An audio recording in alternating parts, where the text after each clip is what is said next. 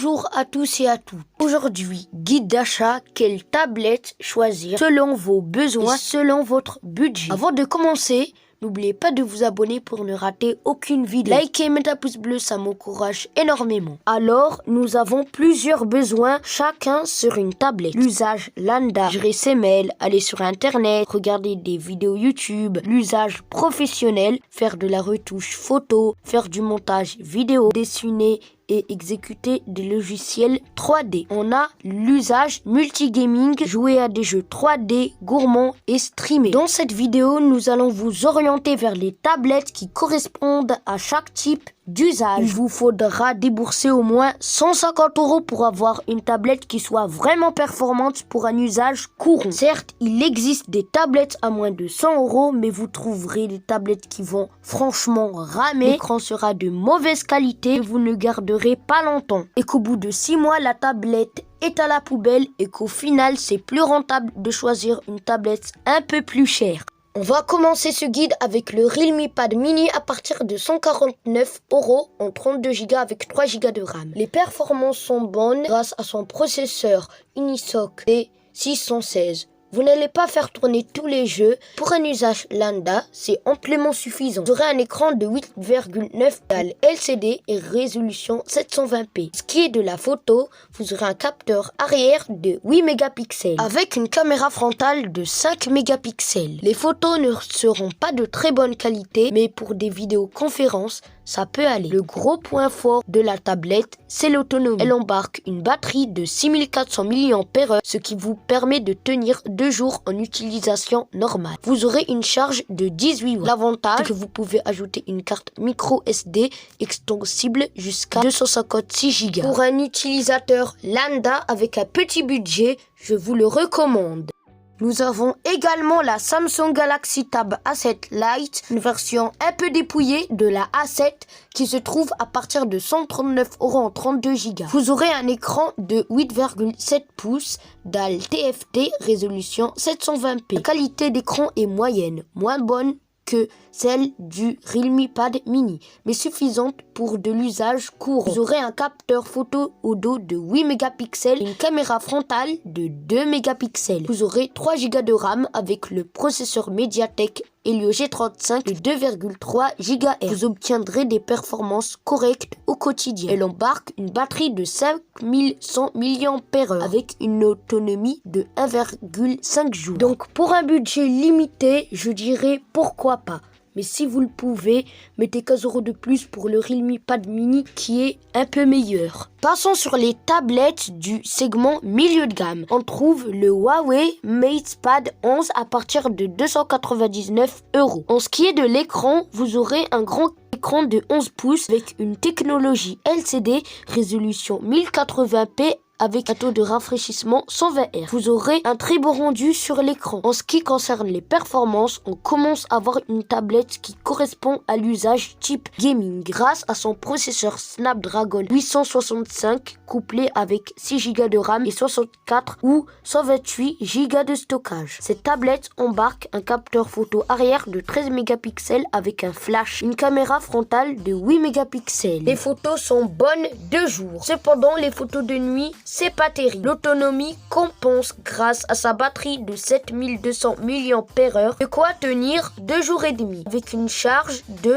22,5 watts. Avant d'acheter cette tablette, je vous informe que cette tablette tourne sur Harmony OS. Il n'y a pas les services Google. Vous n'aurez pas YouTube, Chrome, Maps, Play Store, etc. Assurez-vous, il y a un navigateur internet Huawei que vous pourriez voir YouTube via le navigateur. Si c'est problématique pour vous, nous avons une alternative. Le Xiaomi Pad 5 à partir de 319 € en 128 Go. On retrouve un écran de 11 pouces, dalle LCD, résolution 1080p avec un taux de rafraîchissement de 120 Hz. Le rendu est très bon. En ce qui concerne les performances, elle embarque le processeur Snapdragon 860 couplé avec 6 Go de RAM. Une bonne configuration pour du gaming et pour du multitâche. multitâches. On retrouvera un capteur à l'arrière de 13 mégapixels avec une caméra frontale de 8 mégapixels. Les photos sont bien détaillées, cependant les photos de nuit, c'est pas dingue. Et globalement, les photos ont un bon rendu. Le gros point fort de la tablette, ce sera l'autonomie. La tablette embarque une batterie de 8720 mAh, de quoi tenir 2 jours et demi en utilisation modérée. Nous aurons une charge rapide de 33 watts. Elle sera un poil plus chère que la MatePad 11, mais ça vaut le coup si vous voulez avoir les services Google. On va maintenant passer à l'iPad 9 à partir de 399 € en 64 Go de stockage. On retrouve un écran LCD de 10,2 pouces avec une résolution 1080p, un peu daté aujourd'hui mais qui demeure bon. En ce qui concerne les performances, vous aurez un processeur Apple Bionic A13 qui équipe les iPhone 11 couplé avec 3 Go de RAM. Certes, daté de 3 ans, les performances sont toujours très honorables qui conviendra pour le gaming et même pour l'usage professionnel. En ce qui concerne la photo, elle embarque un capteur auto de 12 mégapixels avec une caméra frontale de 12 mégapixels. Cependant, le rendu est moins bon que celui du Xiaomi Pad 5. Elle embarque une batterie de 8557 mAh. Malgré quelques défauts, c'est la tablette, on a tout faire.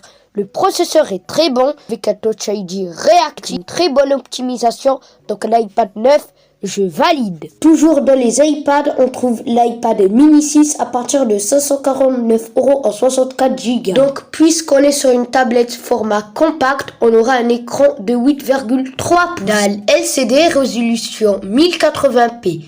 On obtiendra des performances très honorables grâce à son processeur Apple Bionic A15 avec 4 Go de RAM. Donc pour le gaming, vous pouvez y aller, de même pour l'usage professionnel si le petit écran ne vous dérange pas. En ce qui est de la photo, on retrouve un capteur principal de 12 mégapixels, une caméra frontale de 12 mégapixels. Les photos sont bonnes, que ce soit de jour ou de nuit, sachant que vous êtes équipé d'un flash. L'autonomie est cependant décevante, car la tablette tient un jour en une charge, mais compense grâce à sa charge rapide de 20 watts. On trouve aussi la Samsung Galaxy Tab S7 FE au même prix à 549 € avec son écran LCD de 12,4 pouces, résolution 1080p. L'écran a un bon rendu. En ce qui est de performance, on aura 128 Go de stockage, un processeur Snapdragon 778G couplé avec 6 Go de RAM. Les performances sont bonnes pour le gaming. En ce qui est de la photo, on retrouve un capteur arrière de 8 mégapixels et une caméra frontale de 5 mégapixels, ce qui est à la traîne par rapport à la concurrence. Mais nous avons une bonne autonomie de 2 jours grâce à sa batterie de 10 090 mAh. À vous de choisir entre l'iPad et le Samsung,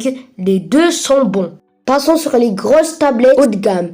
On trouve l'iPad Pro 11 de 3e génération à partir de 799 € en 128 Go. Elle embarque un grand écran de 11 pouces LCD, taux de rafraîchissement 120 Hz, résolution 4K. L'écran est très bon. En ce qui concerne les performances, c'est un engin de guerre. Elle embarque une puce M1, processeur des MacBook Air, avec 8 Go de RAM ou 16 Go de RAM. Cette tablette convient parfaitement aux usages professionnels. En ce qui est de la photo, on aura un double capteur photo à l'arrière et à l'avant de 12 mégapixels chacun. Le rendu photo est excellent, de jour comme de nuit. La tablette excelle également sur l'autonomie avec sa batterie de 7538 mAh, de quoi tenir un jour et demi.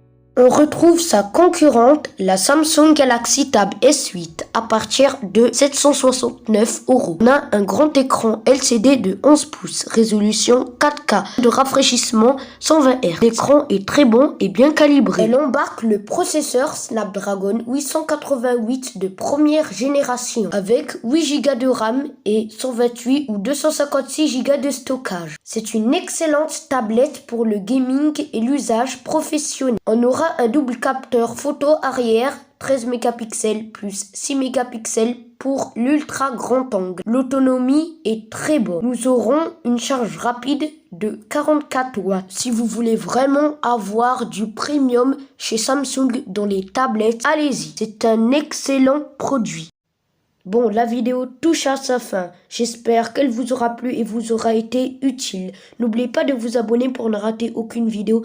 Likez, mettez un pouce bleu, ça m'encourage énormément. Bon allez, ciao et à la prochaine!